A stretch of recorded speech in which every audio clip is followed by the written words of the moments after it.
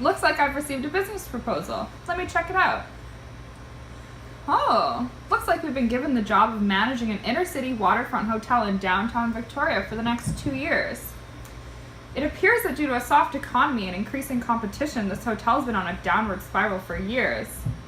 But looks like we have some opportunities coming our way. The hotel's 8 years old. It's a 3-star property and has 250 rooms and a restaurant. There's 5,000 square feet of conference space, and the hotel services business, leisure, tour, contract, large, and small group segments. And the hotel hasn't had any renovations or refurbishments since the opening. Sounds good. I'll draft up the operating plan and bring it to my team. Our last month, Erin. I don't know. Let me calculate. Thank you. It was $285. Nice. Yeah. Good morning. Good morning. Good morning. So, we have been tasked with managing a hotel in the inner city of Victoria for the next 2 years. I drafted up this ops plan. Do you want to take a look? Yeah. Check this out, Erin. Wow. We really got our work cut out for us in the next 2 years. We sure do. Whew, those last 2 years really flew by. Let's give you an overview of how we did. Hello, my name is Camille, and I'm going to talk about the target market segments and the capital plan. In the operating plan, we outlined that our intended strategy was to target the market segments of business travelers, leisure travelers, and tour groups.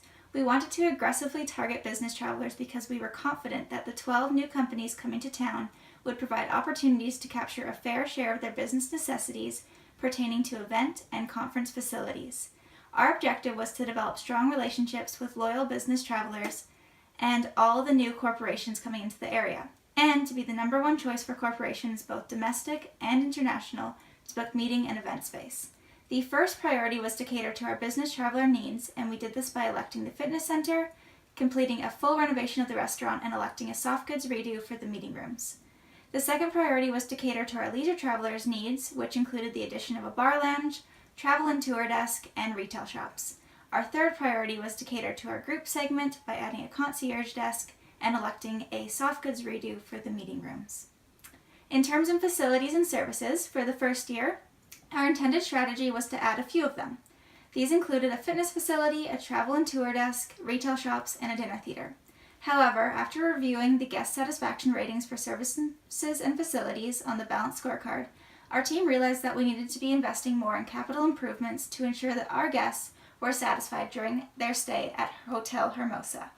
In order to meet our planned performance, we elected the following facilities in the first year: a fitness center, a travel and tour desk, valet parking, a lobby kiosk, a lobby bar, an executive lounge, and a spa. Furthermore, we elected all of the available services during the first year. During the second year, our team recognized that the facility's rating on the balanced scorecard was still lower than we had intended it for it to be, and our current ratio was significantly high at 7.0. Instead of following our intended strategy to be frugal and minimal when investing in capital improvements, we made the risky decision to elect a dinner theater and a nightclub. These elections proved to be successful for our team because it resulted in our facilities rating increasing and Hotel Hermosa placed first in the area of guest satisfaction for the Year 2 Sims rankings. As for refurbishment of the hotel, our intended strategy was to elect contract cleaning and services for only the premium and standard guest rooms during the first year. Although after we reviewed the price-value map, our team recognized a serious threat. The 8 competing hotels in our competitive set all had higher quality guest rooms than us. In response to this threat, a new emergent strategy arose as we began to make significant additions to our capital plan.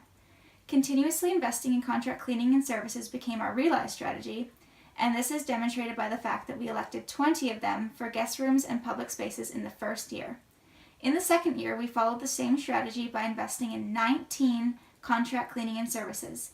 Additionally, we made a significant investment when we elected a full renovation of the standard guest rooms in the first quarter of the second year. This tactic to improve guest satisfaction was a priority for our team because we thought that high-quality guest rooms would serve as a competitive advantage for Hotel Hermosa.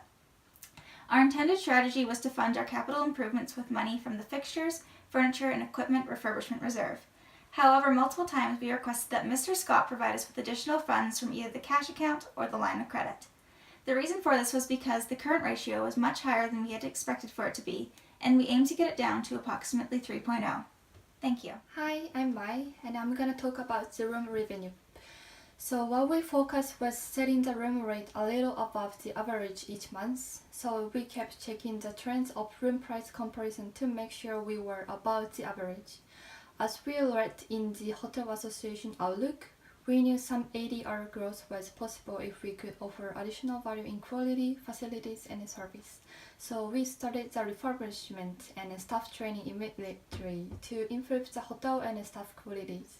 Therefore, in year 2, we set the room rate $20 more compared to the first year. However, we realized that the room rate was still pretty low compared to the average market room rate, so we ended up raising the room rate from what we originally planned. So there is the result. So the year 1 quarter 1, we planned $2,890,500, and then the actual result was the $3 million. So the room revenue was over the objective, so that was great, but the room revenue was only 800,000 in February, so which was below our monthly objective. So in quarter 2 year 1, we planned the room revenue for 3 million, but the actual was 3 million and then 200,000, so that was above the objective. So we think it was a great result.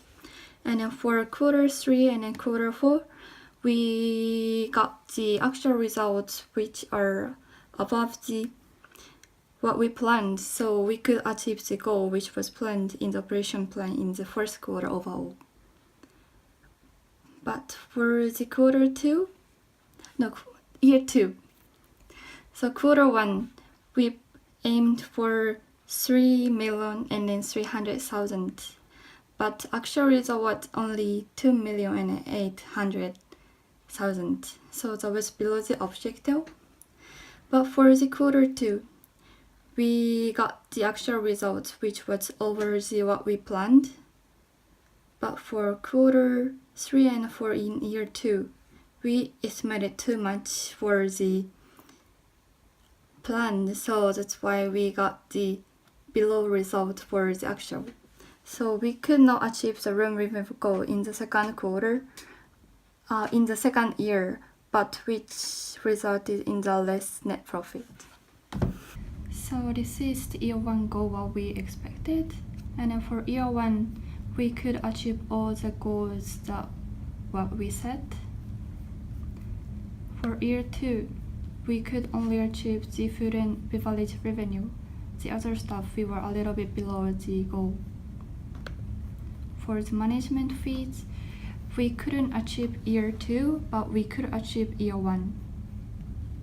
For ROC percent, we could achieve the goal for year 1, but we couldn't achieve year 2.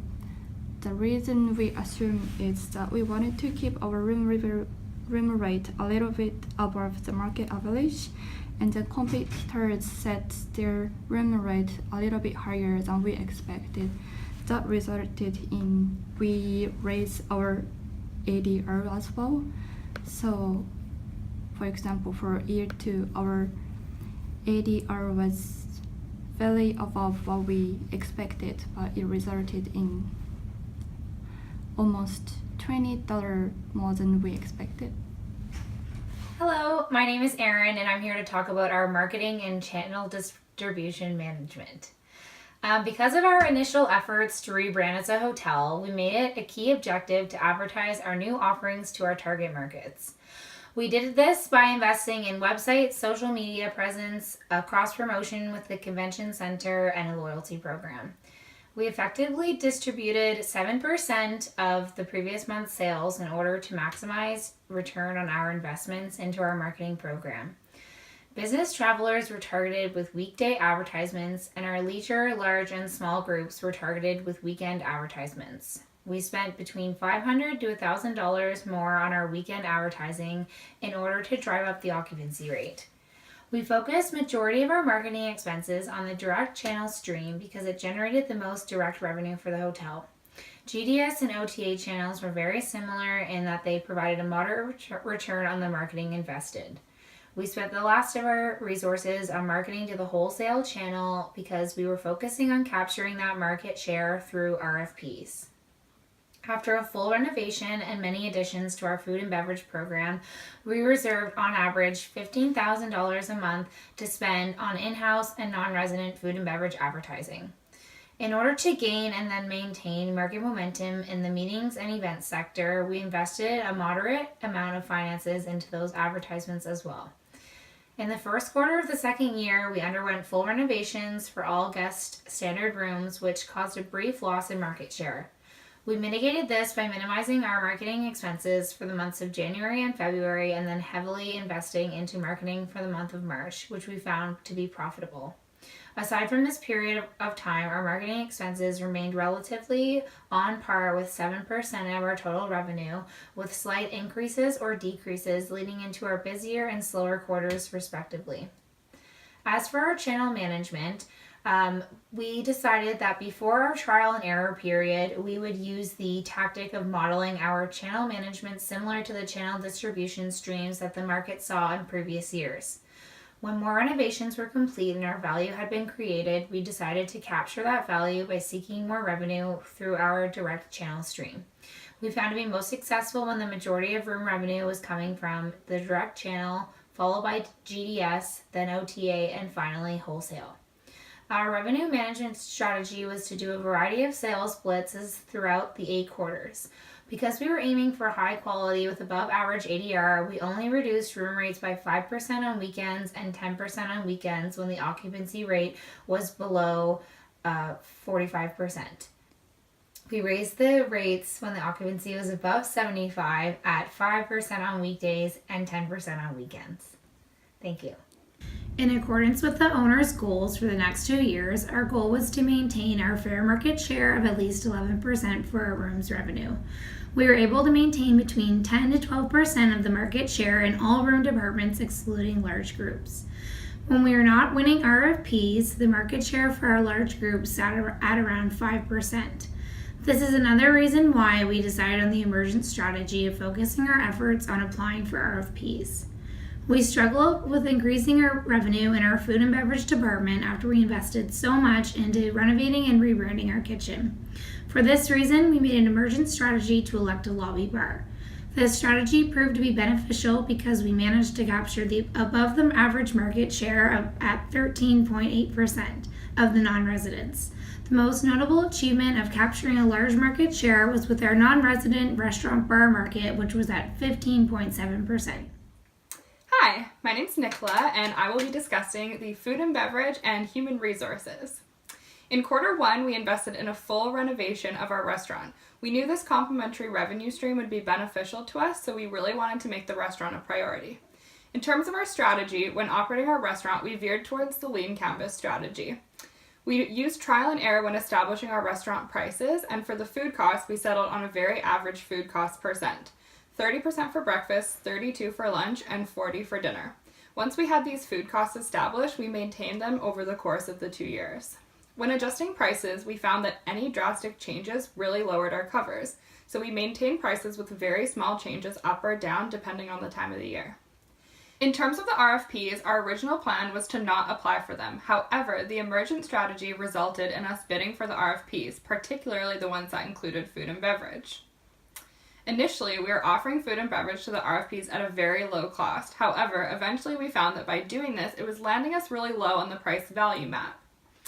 We decided to offer prices that were more in line with our high-quality hotel, but still at a slightly discounted rate. The RFPs became our realized strategy as we found that by winning them, we were filling our hotel and restaurant, and for a long period, they really helped us to maximize our revenue stream. In quarter 2, we did a soft good redo of the bar lounge to further maximize on food and beverage revenue. We also implemented our kiosk, which pulled in an average of 800 covers per month from both residents and non-residents. Finally, in the last month of the second quarter, we implemented the lobby bar. This proved to be incredibly successful with both residents and non-residents and pulled in an average of 3,000 covers per month. In quarter 3, we implemented the minibar into our guest rooms. While they weren't overly popular, they did see approximately 100 covers per month. For all of year 2, we maintained our food and beverage facilities with cleaning services and slight price adjustments based on trial and error. While we originally planned to simply invest in the restaurant renovation and bar lounge, we found that investing in the kiosk, minibar, and lobby bar gave us substantial complementary revenue streams, and we found it was worth it to invest in them. They became our realized strategy as the revenue they provided was very beneficial to the operations of Hermosa Hotel and Spa. Now I'm going to discuss human resources. Our original strategy in terms of human resources was to invest $100 per person that would go towards training our staff. For the executive chef, we invested $500 into training him to ensure he was fully equipped to run our brand new restaurant. Every month, we made it a priority to check in with our staff and check their competency level, and anyone who fell below 100% would receive an additional $20 to $100 to go towards more training. We wanted our staff to be incredibly competent in order to keep our guest satisfaction very high. Every time a new facility was added, we invested $100 into training all the staff responsible for that facility. To keep our employees happy and engaged, we made sure they had wonderful facilities to enjoy on their breaks and before and after work hours. In January of year 1, we invested in a soft goods redo of the associate facilities. However, after finding that this didn't increase our associate facilities percent to our satisfaction, we decided to invest in a full renovation in April of year 1. This raised our associate facilities percent to above 90%, where it stayed for the remaining year, as well as doing regular cleaning services. In June of year 2, we again invested in a soft goods redo, followed by a full renovation in August of year 2 to maintain the high associate facilities percent. In terms of pay, we settled on a high salary for every employee at the very beginning with the intention of offering raises after year 1. This was our intended strategy. However, we found that raises were not necessary as our pay percent never went below 100%. Our strategy in terms of staffing level was to always be 100%. We found it very important to never overexert our staff, so in the beginning we aimed to have at least the required amount of staff working per department and sometimes extra. Eventually though, we found that our staffing level was getting way too high, sometimes as high as 140%, so we reevaluated our strategy and our emergent strategy became to staff slightly lower than the required level. Thank you. We have definitely left this hotel better off than we found it. Throughout our 2 years with this hotel, we elected several major renovations, including the restaurant, standard guest rooms, associate facilities, front desk, and meeting rooms. We chose to add a dinner theater, spa, nightclub, fitness center, and executive lounge to the property to increase the customer value perception and guest satisfaction. In terms of services, we chose to add every single available service to our property in order to make our property as multifaceted and competitive as possible. Throughout our marketing strategies, including our website, social media, and frequent sales blitzes, we've showcased the improvements to the public and helped build a name for Hermosa Hotel and Spa within the industry, ensuring long-lasting success. The hotel will be able to generate revenue in the long term because we have increased the value of the product and customers are willing to pay a higher price, and thus, this property will be able to capture a higher amount of revenue. Some lessons that we learned were that we did have challenges that laid in the fact that we had very little knowledge of the simulation in the beginning, so we had to adapt constantly to new threats and opportunities. We were always comparing ourselves to where we wanted to be instead of comparing ourselves to the competition. So we found we didn't use resources effectively all the time. For example, we thought our facility rating of 76% wasn't high enough, so we wanted to continue making large investments. However, we eventually realized even with a score of 76%, we were in the league compared to our competitors. So those resources could have been better off used elsewhere. Food and beverage was very unpredictable. We were always moving on the price value map, even if we didn't change the numbers at all. We found that making only very small incremental changes to price and food cost percent was effective in keeping our covers high. Accurately forecasting was also a big challenge for us. We found that forecasting too high led to our staffing rate being incredibly high. Had we learned how to accurately forecast early on, this could have been avoided. In our opinion, we thought this was a really valuable hands-on learning experience, and it was a great way to apply everything we've learned over the last 2 years. If we had to start the simulation again, we would stick with the maximum occupancy strategy throughout the whole sim instead of switching to maximum ADR strategy in the second year. When we were following the maximum occupancy strategy, our revenue was doing really well. However, after we made many capital investments towards refurbishments and adding new facilities, we changed our rates to reflect this. This ended up hurting our revenue, and we didn't make our performance predictions for several months.